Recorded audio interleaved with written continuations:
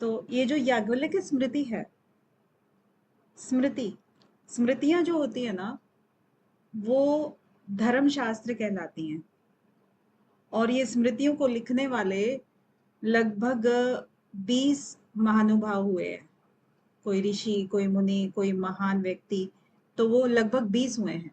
ठीक है, तो उनमें से एक है याज्ञवल्क्य जी, जिनकी स्मृति हम पढ़ रहे हैं। मनु की स्मृति भी आपको पता है, और याज्ञवल्क्य की हमारी सिलेबस के अंदर है। ठीक है, तो इस तरह से जो याज्ञवल्क्य ने स्मृति लिखी है, धर्मशास्त्र लिखा है, उसको उन्होंने 3 भागों में बांटा है, यानी कि 3 अध्याय उसके हैं। ठीक है, 3 अध्याय में से प्रथम अध्याय जो है वो है आचार संहिता के लिए। आचार विचार, ये सब चीजें उसमें बताई गई हैं। उसमें फिर कुछ सेक्शंस हैं जिसमें उन्होंने क्या क्या चीजें बताई हैं, किस तरह का व्यवहार करना है, किस तरह से उन्होंने समाज को बांटा है, और किस तरह से रीति रिवाज होने चाहिए लोगों के बीच में, वो आचार संहिता है। फिर उन्होंने दिया है दूसरा जो दिया है व्यवहार। अब समाज को तो उन्होंने बांट दिया कि समाज किस तरह का होना चाहिए, आदर्श समाज। ठीक है, इसके बाद ये आदर्श समाज व्यवहार किस प्रकार से करेगा, तो ये है उसका दूसरा अध्याय, व्यवहार किस प्रकार का उसका होगा। ठीक है, और उस व्यवहार के अंतर्गत भी किस तरीके से के व्यवहार हैं। कोई आपको ऋण देना है, कोई उसका प्रमाण है, किसी का लड़ाई हो गई, झगड़ा हो गया, किसी का लिखा पढ़ाई है, कुछ तरह का दान देना है, कोई सीमा विवाद के विषय में भी कुछ बातें कही गई हैं, क्रय विक्रय के बारे में कुछ बातें कही गई हैं, वेतन किस प्रकार से देना है, किस प्रकार से कौन सी बात कहनी है। तो इस तरह का जो व्यवहार है वो आता है दूसरे अध्याय के अंतर्गत। ठीक है, फिर आता है तीसरा अध्याय। तीसरा अध्याय जो हमारा, पहले इन्होंने समाज को आदर्श समाज के रूप में बांट दिया, दूसरे में इन्होंने व्यवहार करना सिखा दिया, तीसरे में जो इन लोगों से त्रुटि हो जाती है, तो तीसरे में उसका प्रायश्चित कैसे करना है। ठीक है ना, प्रायश्चित अध्याय के नाम से फिर ये तीसरा अध्याय दिया है।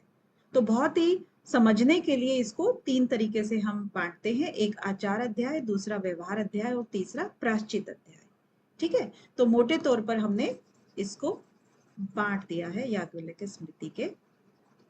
पूरी याज्ञवल्क्य स्मृति वैसे बहुत बड़ी है, और हम सिर्फ शॉर्ट में करेंगे। जो जो प्रश्न अभी तक आए हुए हैं उनको भी साथ में डिस्कस कर लेंगे कि कहाँ से कौन सा प्रश्न बनता है और कौन सी चीज हमें ऐसा लगता है कि याद कर लेनी चाहिए।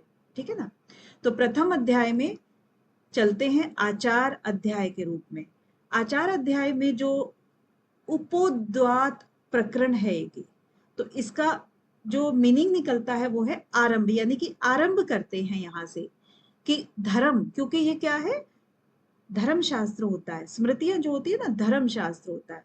तो धर्म शास्त्र में धर्म का ही अर्थ बताएंगे कि धर्म क्या होता है, और ये कहाँ पर रहता है, यानी कि उसके 14 स्थान हैं, धर्म के लक्षण बताए गए हैं, धर्म के हेतु बताए गए हैं, और मुख्य धर्म बताया गया है। तो यहाँ पर जो लिखा है वो मुख्य मुख्य लिखी हैं चीजें, कीवर्ड्स जैसे होते हैं, जो आपको समझने चाहिए, क्योंकि किसी भी भाषा में एग्जामिनर दे सकता है आपको। तो आमतौर पर 6 प्रकार के धर्म इन्होंने, याज्ञवल्क्य जी ने बताए हैं। अब जैसे जो की पॉइंट्स अगर हम उठाते हैं कि धर्म, अधर्म और उनके तीनों विपाक, ये 5 कलेश हो जाते हैं। तो इसमें तीनों विपाक क्या है कि धर्म और अधर्म चीजें तो 2 ही होती हैं, या तो कोई धर्म करेगा या अधर्म करेगा। ठीक है, 2 ही होंगे। इनके फिर विपाक होते हैं, विपाक मतलब इनके फल होते हैं। अब फलों में एक अनुलोमज है, और एक प्रतिलोमज है, और एक मूर्धा व सिक्त है। तो ये 3 चीजें जो है ना, ये आपके जो वर्ण में बांटा है इन्होंने, वर्ण कौन से होते हैं, जो हमारे ब्राह्मण हैं, क्षत्रिय हैं, वैश्य है और शूद्र है। तो ये वर्णों में जो बांटा है ना, उसके अकॉर्डिंग जिस तरह की संतानें पैदा होती हैं, तो वो होता है अनुलोमज, अनुलोमज क्या होता है कि नीच वर्ण की विवाहित कन्या से ऊंचे वर्ण के पुरुष से जो संतान पैदा होती है उसको कहते हैं अनुलोमज। प्रतिलोमज क्या होता है, उच्च वर्ण के विवाहिता कन्या के साथ में जो नीच वर्ण का पुरुष होता है, जब उससे जो संतान होती है उसको प्रतिलोमज कहते हैं। और मूर्धा सिक्त जो होता है ब्राह्मण पिता और क्षत्रिय माता होती है, तो उसको कहते हैं ये। ठीक है, अब कहते हैं कि धर्म के 6 प्रकार हैं। कौन कौन से प्रकार हैं धर्म के? एक तो है वर्ण धर्म, यानी कि ब्राह्मण जो है मदिरा को त्याग दे। दूसरा धर्म है आश्रम धर्म, इसमें ब्रह्मचारी अग्नि के लिए ईंधन और जो भिक्षा वगैरह जो मांगते हैं ना वो करे ब्रह्मचारी, ठीक है ना, तो वो हो गया आश्रम धर्म। और तीसरा हो गया वर्णाश्रम धर्म, यानी कि ब्राह्मण वर्ण का जो ब्रह्मचारी हो गया वो क्या करेगा, वो पलाश यानी ढाक के दंड को ग्रहण करेगा। फिर वो चौथे नंबर पे आता है गुण धर्म, ये एक एग्जाम्पल दिया हुआ है बस, है ना। गुण धर्म, गुण धर्म में क्या है कि राजा में शास्त्रोक्त रीति से जो अभिषेक वगैरह यानी कि जो ठीक से जिसका अभिषेक हुआ हो विधि विधान के साथ में, और वो गुणी हो, वही प्रजा का पालन करे बस, तो वो गुण धर्म हो गया। फिर निमित्त धर्म आ जाता है, तो शास्त्रोक्त न करने और निषिद्ध कर्म करने पर धर्मोक्त प्रायश्चित करना, वो हो गया निषिद्ध धर्म, निमित्त धर्म में, ठीक है ना। फिर साधारण धर्म के अंतर्गत फिर आते हैं कि सबके लिए वो जो धर्म होता है वो अप्लाई होता है, जैसे कि हिंसा नहीं करना, सत्य जो है ना वो भाषण करना, इस तरह से जितने भी चीजें होती हैं वो साधारण धर्म के अंतर्गत आ जाती है। तो आपका एक पार्ट हो गया कि धर्म के जो 6 धर्म है, ये 6 धर्म आपके हो गए, 1 2 3 से लेकर के 6 धर्म हो गए। क्योंकि क्या होता है ना कि धर्म याज्ञवल्क्य के स्मृति के अनुसार कौन कौन से धर्म है आ भी सकता है, क्योंकि आगे जब प्रश्न दिखाएंगे ना आपको तो पता लगेगा कि कहाँ से एक प्रश्न उठा करके देते हैं। उसके बाद है कि धर्म के 14 स्थान। अब 14 स्थान कौन कौन से हैं धर्म के? धर्म कहाँ रहता है? हमारे जो शास्त्रों में है वही रहेगा धर्म। तो इनमें से सबसे पहले जो आते हैं चारों वेद आते हैं, ठीक है, चारों वेद के अंदर धर्म रहेगा। फिर इसके 6 वेदांग आते हैं, क्योंकि वेदों को समझना तो बहुत मुश्किल है, तो वेदांग को समझेंगे तभी वेद को समझेंगे। उसके बाद धर्मशास्त्र आता है कि धर्मशास्त्र के अंदर ही सब चीजें बताई हुई हैं कि किस तरह से हमें आचार व्यवहार और प्रायश्चित करने होते हैं। फिर पुराण भी, पुराणों के द्वारा भी हमें उनके फल बताए जाते हैं कि किसके करने से क्या फल मिलता है, ठीक है। फिर न्याय होता है, न्याय दर्शन जैसे है, तो न्याय के द्वारा हमें चीजों को समझना आता है, ठीक है ना, कौन सी चीज सही है कौन सी गलत है। मीमांसा में भी वही चीजें हैं कि मीमांसा यानी कि अपने आप को आप मनन करते हो चीजों को, तो वो आता है। तो आपके कितने हो गए? 6 और 4 10, और ये आपके हो गए 4, ये हो गए, तो कितने हो गए? 14 स्थान हो गए आपके, जहां पर धर्म आपका निवास करता है, ठीक है। आगे आता है आपका धर्म का लक्षण। तो धर्म का लक्षण क्या होता है, मतलब कैसे पहचानोगे कि धर्म है? तो जो द्रव्य उत्तम देश और श्रेष्ठ काल में शास्त्रोक्त रीति के द्वारा और श्रद्धा के से पात्र को भली प्रकार दिया जाए, यानी कि हर चीज बहुत ही शास्त्रों के अकॉर्डिंग हो, वही धर्म का लक्षण होता है, ठीक है। अब मुख्य धर्म की बात जहां तक आती है, तो मुख्य धर्म में जैसे हमारा पुरुषार्थ होता है, तो सबको, सबके अंदर जो है ना हर चीज धर्म के ऊपर ही टिकी रहती है। पुरुषार्थ में क्या क्या चीजें होती हैं? क्या क्या चीज होती है पुरुषार्थ में? धर्मार्थ काम मोक्ष। हाँ जी, धर्म अर्थ काम और मोक्ष। तो जो धर्म होता है ना, धर्म इसमें मुख्य होता है। धर्म के बिना हम अगर काम करें और मोक्ष करें या कुछ भी करें, तो धर्म इसके पीछे बेस होता है। तो मुख्य जो है ना वो धर्म को बताया गया है, ठीक है, शास्त्रों के अकॉर्डिंग। और इसमें जो ये लिखने वाले हैं धर्म शास्त्र को, ये तो याज्ञवल्क्य है, और इनके रचयिता कितने लोग हुए हैं? लगभग लगभग 18-20 जो महानुभाव हैं उन्होंने लिखे हुए हैं। मनु, अत्रि, विष्णु, गौतम, आपस्तम, जो आपने कभी कभी देखा भी होगा, वशिष्ठ ऋषि हैं, व्यास हैं, इन सब ने ये धर्मशास्त्र की रचना करी है। तो इन सब के ही कुछ कुछ कुछ कुछ बीच में मिक्सिंग आती है कि इनके अनुसार ये है, इनके अनुसार ये है, लेकिन हम मुख्य रूप से क्या करेंगे यहाँ पर, याज्ञवल्क्य स्मृति के हिसाब से करेंगे। अब देखिए इसमें से 2 प्रश्न पहले ही बन गए हैं। आपके आचार अध्याय में से जो सबसे पहला आपका भाग है उसमें से आपके 2 प्रश्न बने हुए हैं। कौन कौन से, देखिए प्रश्न ये वाला नंबर 1, याज्ञवल्क्य स्मृति के आचार अध्याय के अंतर्गत निम्न में से कौन सा प्रकरण है। अब यहाँ जितने भी आपके ना ये वाला जो है ये सब आपके प्रकरण हैं, ये वाले, ठीक है, ये जो कॉलम है ये सारा प्रकरण का है। तो आप देखोगे कितने सारे प्रकरण हैं, इन सब को दे दिया गया है। मान लो किसी को भी दे देंगे, अभी इन्होंने कुछ दे दिया, बाद में कुछ और दे देंगे, तो इनमें से आपको छांटना है और मिक्सिंग कर देंगे वो किसकी, व्यवहार अध्याय की, और कर देंगे प्रायश्चित अध्याय की, और इनमें से कुछ दे देंगे। तो आपको कूट के रूप में प्रश्न पूछा गया है।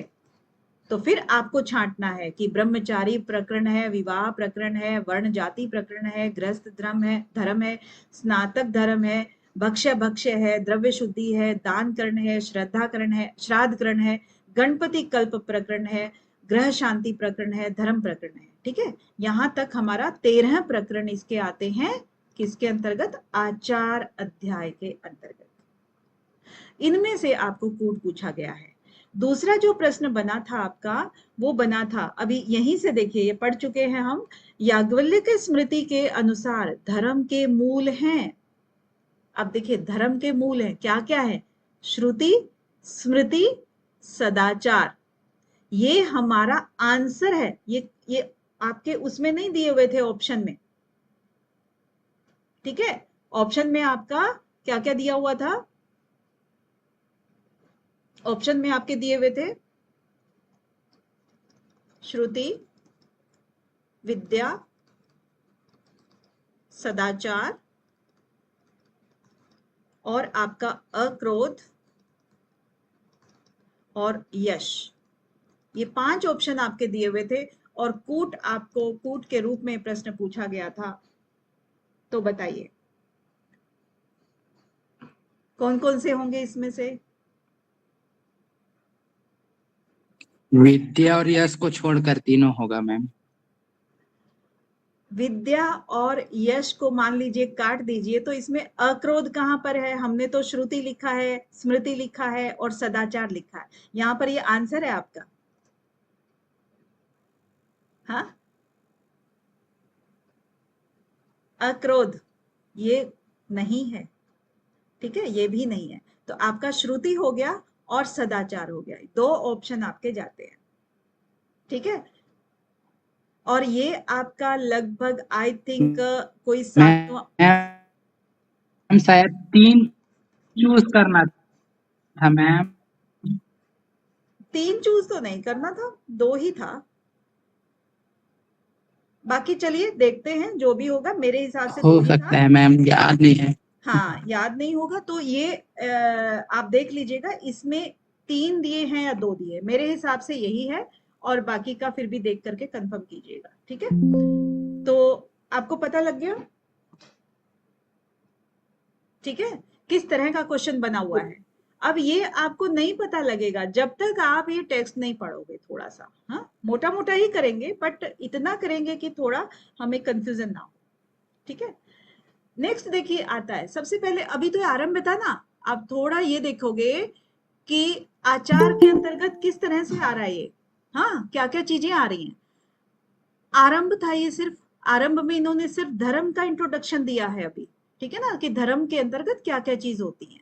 धर्म के 6 प्रकार बता दिए मोटे तौर पर, धर्म के 14 स्थान बता दिए हैं, धर्म का लक्षण बता दिया है, और मुख्य धर्म जो है, मुख्य चीज जो है पुरुषार्थ के अंदर, वो धर्म बता दी गई है, ठीक है। और धर्म के मूल जो है वो कौन कौन से हैं, इनके नाम बता दिए। आगे आता है ब्रह्मचारी प्रकरण। अब ब्रह्मचारी क्या होता है उसके बारे में इस जो प्रकरण के अंदर चर्चा है। अब इसमें यहाँ पर देखिए छोटा छोटा, हम यहाँ पर जो जो इसमें चर्चाएं हैं ना वो यहाँ लिखी हुई है मैंने, इसमें जो चर्चा दी हुई है, और हर चर्चा के विषय में विस्तार से नहीं देखेंगे, सिर्फ थोड़ा थोड़ा देखेंगे। चारों वर्ण में बांट दिया है याज्ञवल्क्य जी ने, एक ब्राह्मण और क्षत्रिय, क्योंकि देखिए सीक्वेंस बहुत इंपॉर्टेंट है। ब्राह्मण के बाद क्षत्रिय आता है, क्षत्रिय के बाद वैश्य आता है, वैश्य के बाद शूद्र आता है, ठीक है। तो ये जो चारों वर्ण बांटे हैं, फिर वर्ण बांटने के बाद फिर इनके जो संस्कार शुरू होते हैं ना, गर्भाधान से शुरू हो जाते हैं। गर्भ जैसे ही धारण होता है वहीं से संस्कारों की आरंभ हो जाता है। फिर संस्कार करने के फल बता दिए हैं। फिर ब्राह्मण आदिकों के उपनयन का काल है कि ब्राह्मण का उपनयन का काल क्या होगा, क्षत्रिय का क्या होगा और वैश्य का क्या होगा। शूद्र के लिए कोई नहीं बताया है, तीनों का बताया है, तो इन्हीं को तीनों को द्विज भी बोला है। फिर गुरु के धर्म क्या होते हैं, शोचाचार क्या होता है, तीर्थ क्या होता है, आचमन विधि क्या होती है और स्थान विशेष पर तत्व क्या होता है, उससे शुद्धि मतलब जिस जगह पे जो काम करना होता है उसकी शुद्धि कैसे होती है, स्नान किस तरह से करना है, मार्जन किस तरह से करना है, प्राणायाम यहाँ पर किस तरह से बताया गया है, सूर्योपस्थानम पस्थापन और प्राणायाम का लक्षण यहाँ पर बताया गया है, गायत्री जप का विधान है, संध्या है, अग्निहोत्र है, गुरु वृद्ध आदिकों को नमस्कार है और स्वाध्याय का अध्ययन है, ठीक है। अब यहां से आप देखोगे ना तो चारों वर्ण ये बहुत जनरल चीज है, शुरू में इन्होंने जो बताया, क्योंकि ब्रह्मचारी का प्रकरण है ये। ब्रह्मचारी बनने के लिए सबसे पहले इन्होंने कहा कि ये चार आपकी कैटेगरीज हैं। चार कैटेगरी कौन कौन सी, ब्राह्मण, क्षत्रिय, वैश्य और शूद्र, ठीक है, ये चार कैटेगरी है। उसके बाद फिर ये शुरू से शुरू करते हैं, जब से गर्भ में आते हैं, गर्भाधान संस्कार हो गया, फिर संस्कार का फल बताया कि इसका क्या फल होगा। फिर ब्राह्मण आदिकों के, आदिकों का मतलब है इन सब के, तीनों के, शूद्र की बात नहीं कर रहे हैं अभी, तो इन तीनों का जो उपनयन काल है वो बताया कि किसी का कितने, जैसे गर्भ से लेकर के और उससे उम्र काउंट होगी या जन्म से लेकर के उम्र काउंट होगी, तो दोनों ही काउंट हो सकती हैं, इस तरह से उनका हो गया। और गुरु के धर्म बता दिए गए हैं, गुरु का लक्षण बताया गया है, तीर्थ है, आचमन, यानी कि ये जो करते हैं ना, शुरू करते हैं जैसे उपनयन के बाद, उपनयन से पहले पहले, क्योंकि उपनयन क्या है कि जब आप पढ़ना शुरू करते हो तो उसको कहते हैं कि अब आपका उपनयन काल आ गया। उससे पहले पहले आप जो मर्जी क्रिया करो, सबकी छूट है, कोई पाप नहीं लगता। लेकिन उसके बाद एक व्यवस्थित जीवन हो जाता है उपनयन के बाद। उस व्यवस्थित जीवन के अंतर्गत ही कुछ क्रियाएं बताई गई हैं और उसी में फिर गुरु के धर्म क्या होते हैं, शिष्य के धर्म क्या होते हैं और कुछ भी खाने से पहले और किसी स्थान की शुद्धि, स्नान कैसे करना है, प्राणायाम कैसे करना है, उसके बाद सूर्य की उपासना करनी है, प्राणायाम का लक्षण क्या होता है, और आपका गायत्री जप का विधान करना है, संध्या, अग्निहोत्र, गुरु वृद्धादिकों को नमस्कार करना है, स्वाध्याय का अध्ययन करना है, अध्यापियों का लक्षण है, दंड आदिकों का धारण है, जो भी बताया था ना पीछे कि ब्राह्मण को किसका दंड लेना चाहिए, दंड मतलब डंडा, और भैक्ष्यचर्या क्या होती है, भोजन विधि क्या होगी, मधुमास आदि वर्जन होगा, गुरु और आचार्यों का लक्षण क्या होगा, उपाध्याय और ऋत्विकों का, ऋत्विक जो होते हैं ना उनका लक्षण क्या होगा, वेद ग्रहण के अर्थ और ब्रह्मचर्य की अवधि कितनी होनी चाहिए, उपनयन काल की परम अवधि यानी कि उच्चतम अवधि क्या होगी, व्रात्य का लक्षण क्या होगा, द्विजत्व क्या, हेतु क्या है, कारण क्या है इसका, और वेद का ग्रहण और अध्ययन के फल क्या है,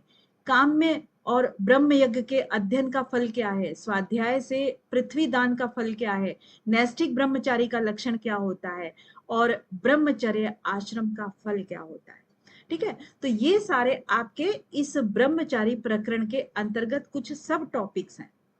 अब इन सब टॉपिक्स में से जो मुझे लगा कि ये आपको इनके अर्थ जान लेने चाहिए वो मैंने यहां लिख दिए हैं, ठीक है। अब जैसे व्रात्य है, व्रात्य क्या होता है कि प्रथम 3 वर्णों में से किसी एक वर्ण का पुरुष जिसका उपनयन संस्कार न हुआ हो तो उसको जो है ना क्या बोल देते हैं कि उसका व्रत जो है वो भंग हो गया है, पतित हो गया है वो। तो अब चाहे वो ब्राह्मण हो, क्षत्रिय हो या वैश्य हो, इनमें से किसी का, पहले होते थे ना कि जो बच्चे पढ़ने नहीं जाते थे तो उनको क्या कर देते थे, खेतों में भेज देते थे, किसान बना देते थे, है ना। तो उसी तरह से फिर उसको कोई अधिकार नहीं होता था तो उसको पतित मानते थे, ठीक है। इसके आगे फिर एक जो मुझे लगा इंपॉर्टेंट कि गुरु का लक्षण क्या होता है।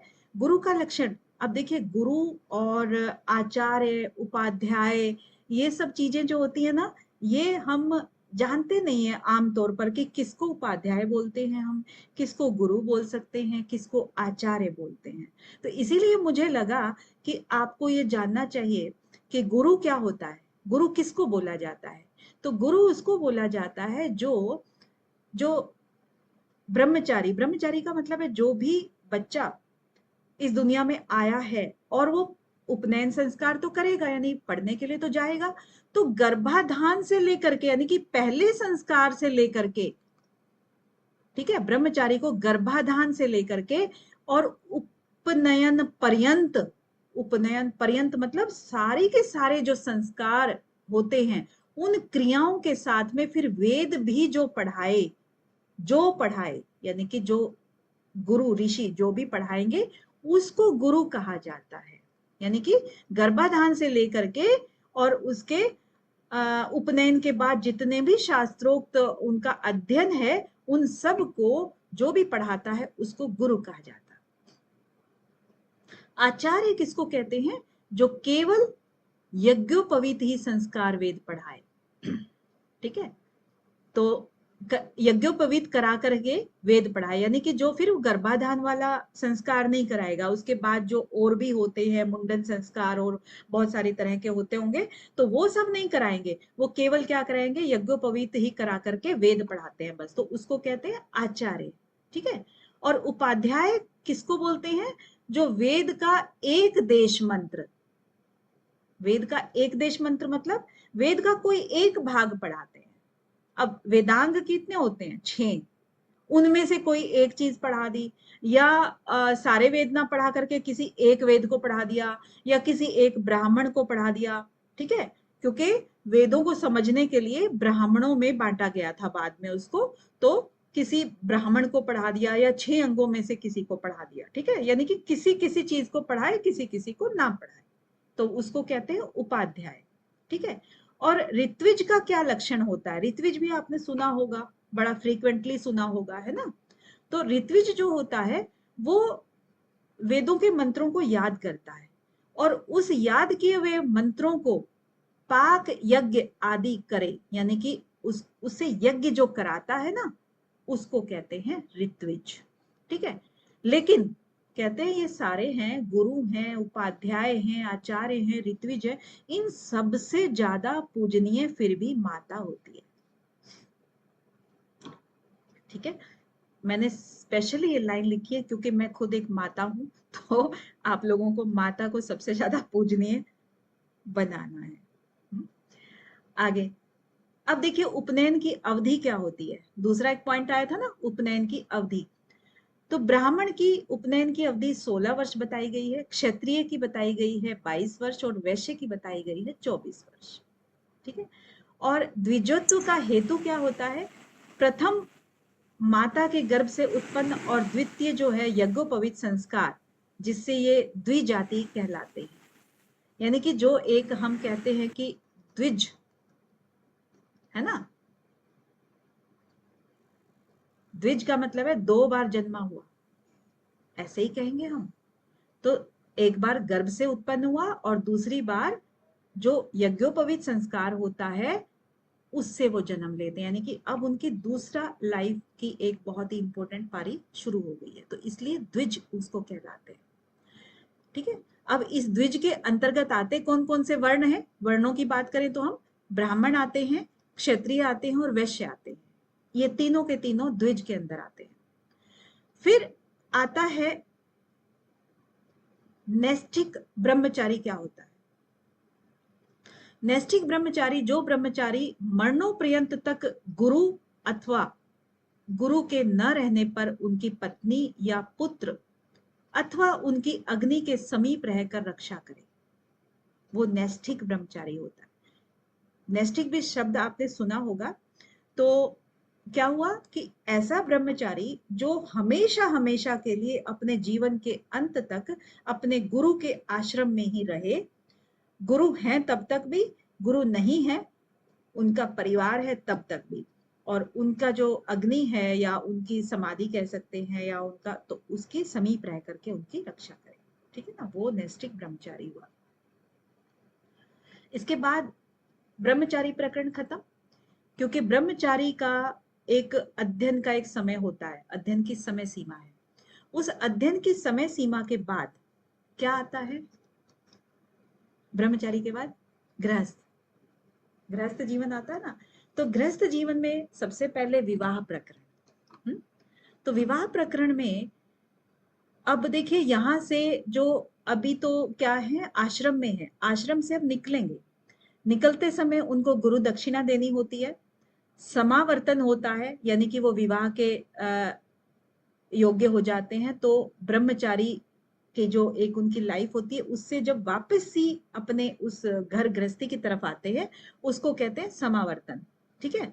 फिर विवाह योग्य स्त्री के, विवाह योग्य असपिंडादिके से परीक्षित स्त्री जो होती है, विवाह योग्य पुरुष की परीक्षा, शूद्र स्त्री से विवाह का निषेध, विवाह का क्रम, ब्रह्म विवाह का लक्षण, दैव विवाह का लक्षण, आर्ष विवाह का लक्षण, प्राजापत्य विवाह का लक्षण, आसुर गंधर्व राक्षस पिशाच विवाह का लक्षण, और स्वर्ण आदिकों के विवाह में विशेष कन्यादाताओं का क्रम, कन्या हरण में दंड, अन्य पूर्व का लक्षण, नियोग विधि, व्याभिचारणी की व्यवस्था, द्वितीय विवाह हेतु, उसके हेतु मतलब है ना, क्यों करना चाहिए, तो धर्मिणी विवाह की प्रशंसा, और अधिवेदन का कार्य नहीं होने पर अधिवेता का कर्तव्य, स्त्री धर्म, शास्त्रीय दार संग्रह का फल, पुत्रोत उत्तर्थ स्त्रियों की सेवा, और स्त्री गमन में वर्ज्य, और स्त्रियों का सत्कार, स्त्रियों का कर्तव्य, प्रोषित भर्तृका के नियम,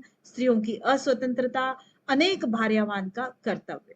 तो ये इसमें सब टॉपिक्स हैं विवाह प्रकरण। ठीक है।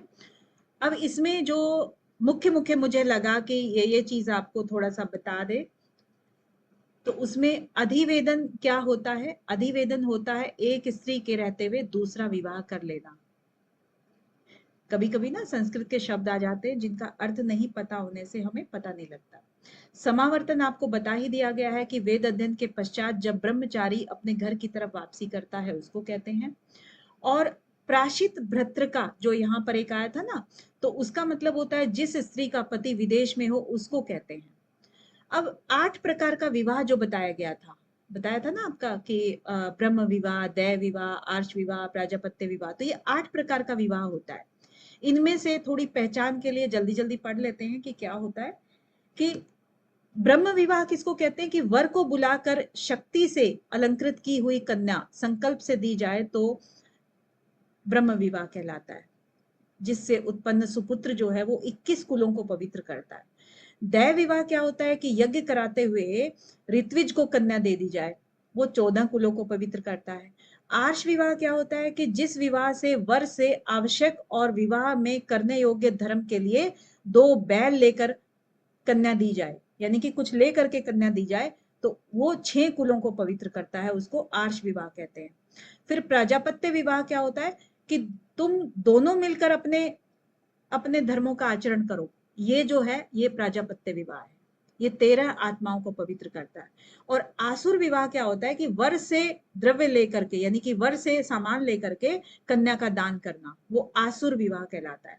गंधर्व विवाह, परस्पर वर और कन्या से प्रीति होने वाला विवाह जो है ना, वो गंधर्व विवाह हो गया। आसुर विवाह मतलब लड़कों से दहेज लिया जाता है, लड़कों से दहेज लिया जाता है, यूँ? हाँ, वर से दहेज लिया जाता है, बिल्कुल।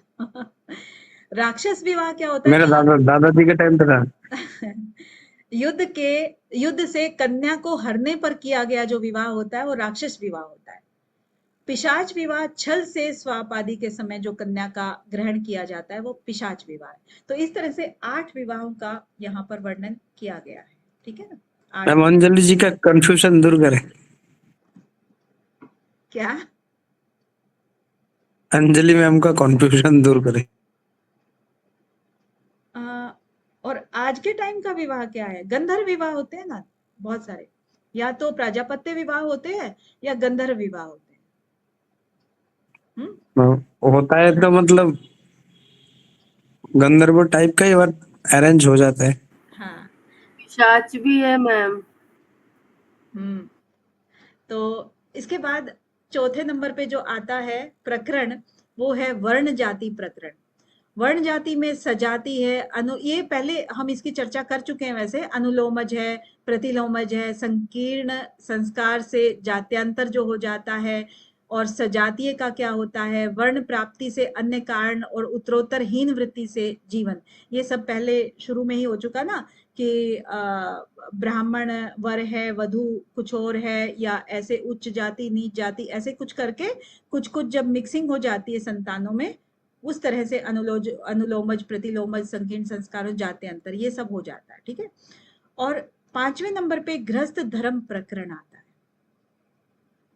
तो गृहस्थ धर्म क्या होता है? गृहस्थ धर्म कौन सी अग्नि में क्या करना चाहिए, इसका कथन कहा गया है। गृहस्थों के धर्म दंत धावन, निर्वाह के लिए राजा आदि का आश्रय, वेद आदिकों का जप, पंच महायज्ञ, भूत बलि, पितर और मनुष्यों के अन्नदान, भार्या और पति ने सबको अन्न देकर भोजन करना, अतिथियों का भोजन, भिक्षु सन्यासी आदि को भिक्षा दान, क्षत्रिय का संस्कार, सनातक आदिकों को प्रति वर्ष में अर्धदान, पर पाक में रुचि का निषेध, और साय संध्या आदि शयन पर्यंत कृत्य, और ब्रह्म मुहूर्त में अपने हित का चिंतन करना, मान देने योग्य पुरुष, वृद्ध आदिकों को मार्ग देना, द्विजातियों के कर्म क्या होते हैं, क्षेत्रीय वैश्यों के कर्म, शूद्र के कर्म, साधारण कर्म, श्रोत्र क्रम, नित्य श्रोत्र क्रम, और यज्ञ के अर्थहीनों से भिक्षा लेने का निषेध, धान्य आदिकों के संचय का उपाय। तो ये सारी चीजें क्या है गृहस्थ धर्म में। गृहस्थ धर्म भी क्योंकि सदाचार का पालन है ना, तो सदाचार आपको सत्य, जो सत्य का आचार करना है, उससे संबंधित चीज है। कोई भी आपके धर्म के विरुद्ध ना जाए कोई चीज। तो शुद्धता तो है ही ये सब चीजें, क्योंकि गृहस्थों में धर्म में दंत धावन, विवाह के लिए इनका आश्रय, और वेदादिकों का जप, ये सब के सब हैं। अब 5 महायज्ञ जो हैं वो कौन से बताए गए हैं, तो ये यहाँ पर थोड़ी चर्चा है इसकी। 5 महायज्ञों में बलि वैश्व यज्ञ है, भूत यज्ञ और स्वधा यानी कि तर्पण श्राद्ध हो गया जो पितृ यज्ञ बोलते हैं, होम हो गया यानी कि देव यज्ञ हो गया, और स्वाध्याय यानी वेद पाठ ब्रह्म यज्ञ हो गया, अतिथि सत्कार यानी कि पुरुष मनुष्य यज्ञ हो गया। ठीक है। इस तरह के 5 महायज्ञ होते हैं। 3 प्रकार के स्नातक भी बताए गए हैं। यहाँ पर स्नातक की बात करेंगे ना, आगे आएगा जैसे स्नातक प्रकरण। तो स्नातक 3 प्रकार के हैं। एक होता है विद्या स्नातक, यानी कि वेद को समाप्त करके और व्रत को समाप्त न करके जो समावर्तन यानी कि गृहस्थ में आए, वेद को समाप्त करके वेद अध्ययन कर लिया, और लेकिन उसके व्रत जो है वो अभी चल रहे हैं, कुछ स्पेशल तरह की वो चीजें आदतें डाल लेते ना वो। और एक होता है व्रत स्नातक, जो व्रत के समाप्त तो करे, व्रत का समाप्त कर दे और वेदों को समाप्त ना करे, उसको कहते हैं व्रत स्नातक। यानी कि समावर्तन में तो आ ही रहे हैं सब, गृहस्थ जीवन है ना इसलिए। विद्यावर्त स्नातक यानी कि जो वेद और व्रत दोनों को समाप्त करके फिर वो पूरी तरह से समावर्तन में आ जाए, उसको कहते हैं विद्यावर्त स्नातक। यहाँ पर ऐसे आएगा ये व्रत। तो यहां तक आपके हो गए 3 प्रकार के स्नातक क्या होते हैं। फिर वैश्य और क्षत्रिय के कर्म, इनके कर्म क्या होते हैं? 3 प्रकार के कर्म है, देखिए ध्यान से सुनना। वैश्य और क्षत्रिय के क्या क्या कर्म है? यज्ञ करना, पढ़ना और दान देना, 3 प्रकार के कर्म हैं। किस किस के? वैश्य और क्षत्रिय के। साथ में आप इसको ब्राह्मण भी जोड़ सकते हो, ब्राह्मण के भी हैं, यानी कि तीनों जो ऊपर वाले वर्ण हैं उन सब के ये 3 जो कर्म है ये तो कॉमन है, लेकिन ब्राह्मण के कुछ एक्स्ट्रा कर्म भी है। यज्ञ करना, पढ़ना, दान देना, ये तो है ही है। साथ में प्रतिग्रह, यज्ञ कराना और पढ़ाना, यज्ञ कराना भी और पढ़ाना भी, ये ब्राह्मण का कार्य है। प्रतिग्रह का मतलब क्या होता है? किसी से कोई दान लेना, है ना, वो दान कोई और नहीं ले सकता है, ब्राह्मण को ही दान दिया जाता है मेनली धर्मशास्त्र के अनुसार। ठीक है ना। तो इसके 3 कर्म एक्स्ट्रा हो गए, प्रतिग्रह, यज्ञ कराना और पढ़ाना। ठीक है, इसके बाद आता है स्नातक धर्म। स्नातक धर्म में वही है, स्नातकों के व्रत, ये वाले व्रत जो बताए थे ऊपर, और राजा आदिकों से धन का अग्रहण, और उपाक्रम करने का काल, उत्सर्जन काल, अनध्याय, और स्नातकों के निषिद्ध और विधेय कर्म, अभोज्यों के यहाँ भोजन निषेध है, दास आदिकों का अन्न भोज्य है। तो इस तरह से इनके बताए हैं। अब एक इंपॉर्टेंट, मुझे जो इंपॉर्टेंट लग रहा है, एक ये वाला प्रकरण भी इंपॉर्टेंट लग रहा है, भक्ष्य अभक्ष्य। क्या आपको भक्ष्य करना चाहिए और क्या भक्ष्य नहीं करना चाहिए। तो इसमें है वर्ज्य अन्न, यानी कि किस अन्न को आपको छोड़ना है। पर्युषितान, पर्युषितान मतलब सड़ा हुआ जो भोजन होता है उसको कैसे शुद्ध करना है। और वर्ज्य दुग्ध है, हवि आदिकों का वर्जन है, क्रव्याद पक्षी आदिकों का वर्जन है, पलांडु आदिकों का वर्जन है, पंच नख आदिकों का मांस का भक्षण करने की विधि है, और वृथा मांस भक्षण की निंदा है, और मांस वर्जन विधि है। ठीक है, हाँ, दूसरे शब्दों में इसको पथ्य अपथ्य कह सकते हैं, लेकिन जब आप इसका डिटेल देखोगे तो बहुत कुछ ऐसा है जो तिरस्कार से दिया गया अन्न, उसको क्या करना है, आपको छोड़ना है। तिरस्कार से कोई भी अन्न देता है वो आपको वर्जित है। वृथा मांस, ये भी आपको नहीं करना है, मतलब पढ़ लेना आप बुक में, क्योंकि मैं ज्यादा डिटेल इसका नहीं बता सकती हूँ। केश कीट से युक्त अन्न, यानी कि जिस अन्न के अंदर बाल या कीट वगैरह हो वो भी आपको वर्जित है। शुक्त, शुक्त मतलब खट्टा या अम्लीय, ये भी आपको अन्न नहीं लेना है। पर्युषित मतलब सड़ा हुआ भोजन। उच्छित मतलब छोड़ा हुआ, यानी कि बचा हुआ भोजन जो होता है ना, जूठन, वो वाला, वो भी नहीं आपको लेना है। कुत्ते का छुआ हुआ भी नहीं लेना है। पतित का देखा हुआ, जो पतित होता है ना, आदमी जो भी पतित होता है, यानी कि किसी भी अधर्म करके उसको अगर जात बाहर कर देते हैं, कई बार उसको निकाल देते हैं, कुछ उस तरीके से हे दृष्टि से जिसको देखा जाता है, तो उसका देखा हुआ भी भोजन आपको नहीं करना है। एक रजस्वला का छुआ हुआ भोजन भी नहीं करना है।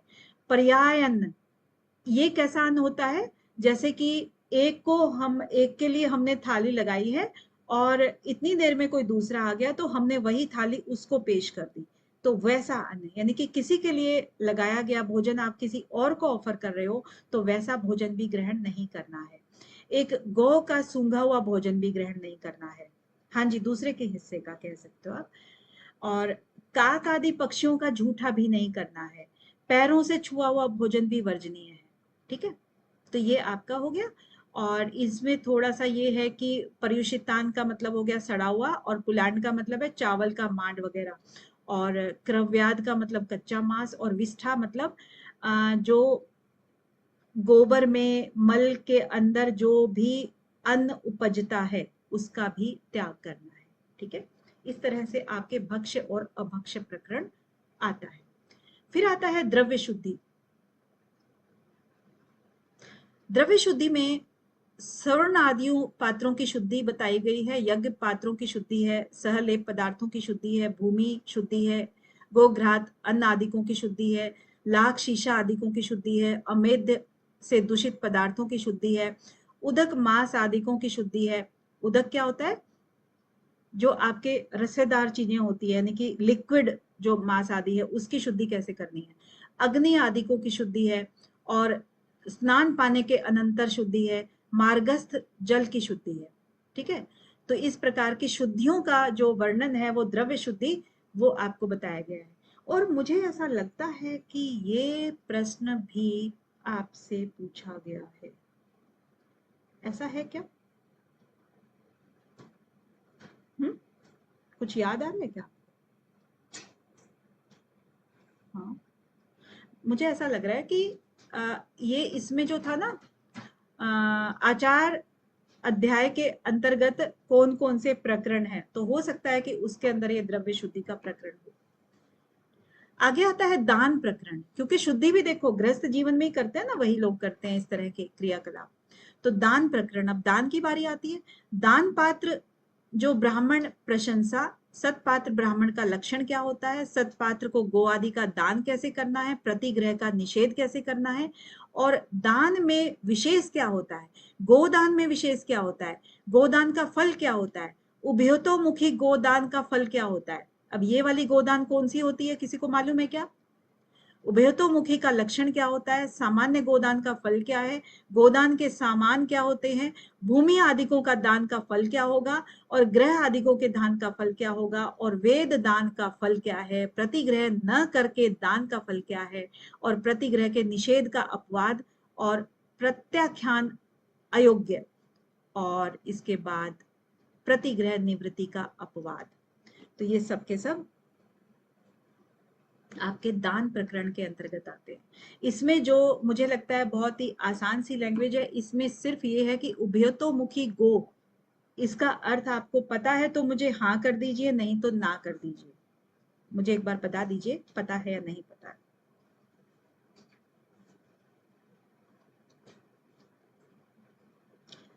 नहीं पता है तो उभयतोमुखी क्या? नहीं मैम।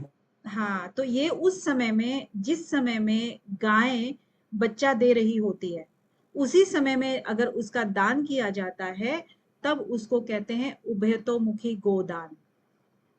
ठीक है, आगे इसका सबसे अधिक फल बताया गया है। ठीक है, श्राद्ध प्रकरण। अब इसमें श्राद्ध की बात आती है। श्राद्ध में क्या है कि श्राद्ध शब्द का अर्थ और श्राद्ध काल, पावण तथा एकोदृष्टि। श्राद्ध का लक्षण, 3 प्रकार के श्राद्धों की बात की गई है। श्राद्ध में ब्राह्मण संपत्ति, श्राद्ध में वर्ज्य ब्राह्मण कौन से होते हैं, पावण श्राद्ध का प्रयोग क्या होता है, और अग्नोकरण और अन्न निवेदन, विकिरण दान, पिंड दान, अक्षोद अकदान और स्वधावाचन, आशी प्रार्थन, ब्राह्मण विसर्जन, वृद्धि श्राद्ध, एकोदृष्ट श्राद्ध, नव श्राद्ध, सपिंडीकरण श्राद्ध, और उदकुंभ श्राद्ध। एकोदृष्टि श्राद्ध का काल कौन सा होना चाहिए, नित्य श्राद्ध के बिना सर्व श्राद्धों के पिंड, प्रक्षेप का स्थल, और भोज्य विशेष से फल विशेष, गया श्राद्ध का फल क्या होता है, और तिथि विशेष से फल विशेष क्या होते हैं, और नक्षत्र विशेष से फल विशेष क्या होते हैं। तो ये सारे के सारे श्राद्ध से संबंधित कब, क्यों और कैसे करना चाहिए, उससे संबंधित चीजें यहाँ पर श्राद्ध प्रकरण में बताई गई है। ठीक है, अब इसमें जो एक शब्द आता है पावण और एकोदृष्टि। पावण का मतलब क्या होता है, मतलब वृद्धि को प्राप्त, जैसे कि बताया है कि बढ़ना या चंद्रमा, इस तरह से पर्व संबंधी, जैसे अमावस्या या पितरों के निमित्त आहुति का देना, सामान्य संस्कार जो होता है पावन। और एक होता है 3 प्रकार के श्राद्ध में भी अलग चीजें हैं, और एक एकोदृष्टि श्राद्ध होता है। तो इसमें क्या है ना, जो पावन होता है उसमें अनेक व्यक्ति अगर एक ही तिथि को निकाला जाए उनका, तो उसको पावन श्राद्ध में बोल देते हैं। अब एक ही व्यक्ति का एक ही तिथि में निकाला जाए तो उसको एकोदृष्टि श्राद्ध बोल देते हैं।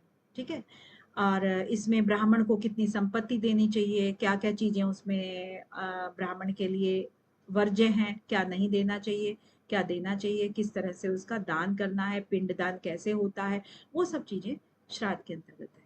फिर गणपति कल्प प्रकरण। अब इसमें गणपति से आपको थोड़ा सा पता है कि ये भगवान गणेश जी के बारे में बात कर रहे हैं। तो विघ्न कारक हेतु, विघ्न ज्ञापक स्वप्न आदि हेतु, विघ्न ज्ञापक प्रत्यक्ष हेतु, विघ्न तीर्थ कर्म और स्नान और उपस्थान मंत्र, बलि प्रदान, अंबिकोपस्थान और ब्राह्मण भोजन, ये ग्रह पूजा, ये सब गणपति के लिए हैं। और ग्रह शांति प्रकरण, ग्रह यज्ञ विधान, नव ग्रहों के नाम, इसमें सारा का सारा ना नव ग्रह से ही संबंधित है। जब भी आप हवन वगैरह कराते हैं तो नव ग्रह की पूजा होती है ना, तो ग्रह शांति के लिए होती है बेसिकली, क्योंकि इसका ये ग्रह खराब, इसका वो ग्रह खराब, तो सभी ग्रहों की शांति के लिए हो जाता है। ठीक है, तो ग्रह यज्ञ विधान हो गया, नव ग्रह के नाम हो गए, नव ग्रह मूर्तियों के द्रव्य हो गए, द्रव्य मतलब उनका सामान, उससे संबंधित सामान। नवग्रहों के ध्यान हो गए, नवग्रहों के मंत्र भी होते हैं, नवग्रहों की समिधा होती है, नवग्रहों के होमार्थ आहुतियों की संख्या भी काउंटेड होती है, और नवग्रहों के पात्र कौन कौन से हैं, नवग्रहों की दक्षिणा क्या होनी चाहिए, भोजन क्या होना चाहिए, और दुष्ट ग्रहों की पूजा कैसे करनी चाहिए। तो ये सब के सब आपके ग्रह शांति प्रकरण के अंतर्गत आते हैं। फिर धर्म प्रकरण जो आचार उसका सबसे लास्ट वाला है। इसमें धर्म राजा के क्या होते हैं, क्योंकि राजा प्रजा का पालक होता है, तो अभिषिक्त राजा के धर्म यानी कि जिसका अभिषेक विधि विधान के साथ किया गया हो उसको कहते हैं। राजा के 18 व्यसन होते हैं, और राजा के मंत्री, राजा के पुरोहित, यज्ञादि में ऋत्विक, ब्राह्मणों को धन देने में विशेष फल, धन रक्षण का प्रकार क्या होता है, लेखेकरण क्या होता है, लेखेकरण के प्रकार कितने होते हैं, राजा के रहने की जगह कौन सी है, राजा के अधिकारी कौन से हैं, और पराक्रम से संपादित द्रव्य का दान का फल क्या होता है, और युद्ध में मरण से स्वर्ग फल जो होता है वो होता है, युद्ध में मरण यानी कि बहुत स्वर्ग मिलता है उसको। हाँ, शरणागत का रक्षण कैसे करते हैं, लाभ और खर्च को देखना कैसे होता है, स्वर्ण के खजाने की में जो जमा करना है वो कैसे करना है, 3 प्रकार के दूत बताए गए हैं, एक स्वच्छंद विहार है, सेना को देखना है, चारों का गुप्त भाषण सुनना। ठीक है, 4 क्या होते हैं, गुप्तचरों को 4 बोलते हैं, चारों का गुप्त भाषण सुनना, सोने के राजा के सोने के प्रकार, प्रजा पालन का जो फल है वो, ठग और चोरों से प्रजा का रक्षण, प्रजा का रक्षण न करने से दुष्ट फल, और राष्ट्र अधिकारियों की चेष्टा जानना, रिश्वत लेने वालों को दंड, अन्याय से प्रजा को पास से कर लेने का दोष, और देशाचारिकों को रक्षण, मंत्र का रक्षण, शल्यों का चिंतन, सामाजिक उपाय और संधि आदिकों के गुण, शत्रु पर चढ़ाई करने का समय, देव और पराक्रम इन्हीं का विचार, देव और पराक्रम में मतांतर जो होते हैं, लाभ के प्रकार, राज्य के अंग, दुर्वृत्तों को दंड देना, अन्याय का दंड निषेध, और दंड योग्य दंड से फल, और त्रश्रेणु आदि का प्रमाण, रजत मान, ताम्र मान, और दंड में स्वशास्त्रीय परिभाषा, और दंड के भेद, दंड व्यवस्था के निमित्त, ये सब के सब आपके धर्म प्रकरण के अंतर्गत आते हैं।